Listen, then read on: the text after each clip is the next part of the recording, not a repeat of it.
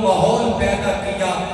استاذ اگر مدینہ الرسول میں اصحاب صفہ چبوترے پہ بیٹھے تعلیم کا وہ ماحول پیدا کیا کہ اس درسگاہ نے فقط کے بادشاہ تیار کیے، اس درسگاہ نے صداقت و عدالت کے امام کھڑے کیے، اس درسگاہ نے فقط کے وہ عظیم قاضی پیدا کیے.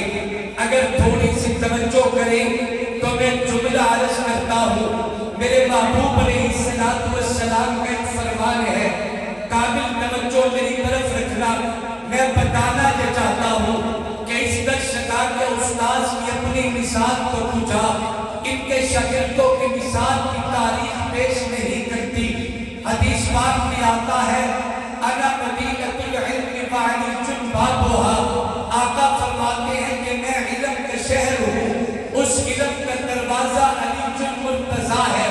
میرے دینی مدارس میں 8-10 سالہ تعلیمی دستور اور تعلیمی نظام موجود ہے. میرے تعلیمی سسٹم میں تفسیر کا علم بھی پڑھایا جاتا ہے. مجھے میرے مدرسے میں پاک پیغمبر کی حدیث کا علم بھی دیا جاتا ہے. میرے دینی مدرسے میں ہمیں فقہ اور قرآن بلاغت کا علم بھی دیا جاتا ہے.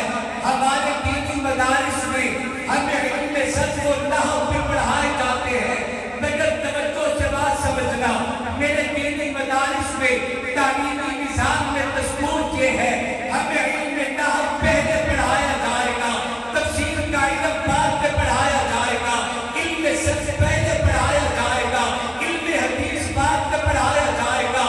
میرا جو تعلیمی نظام ہے اس میں فقہ کا علم بعد میں ہے، علم بلاغت اور اسی طریقہ سے علم نحو پہلے ہے، علم میراث بعد میں ہے، علم نحو پہلے ہے.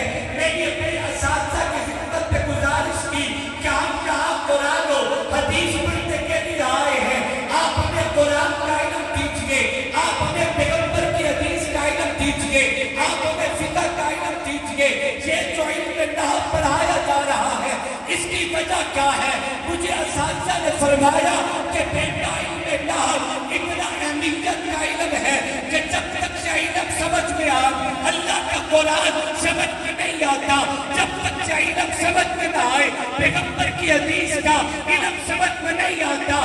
میں نے کہا اتنی اہمیت کا علم یہ علم نحو آخر ہے کس کا، یہ آیا کہاں سے؟ کہ مجھے جواب ملا علم نحو کے بانی جناب حضرت علی المرتضیٰ ہے.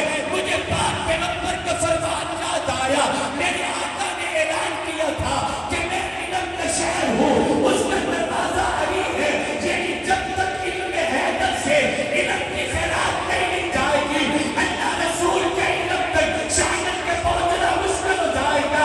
یہ درسگاہ ہے رسالت، وہ درسگاہ ہے جن کی اپنے اساتذہ اپنے استاد امام الانبیاء کی مثال کو کیا، ان کے شاگردوں کی مثال بھی تعلیم پیش نہیں کر سکتی. اور درسگاہ میں دوسری درسگاہ وہ ہے جسے درسگاہ ہے امام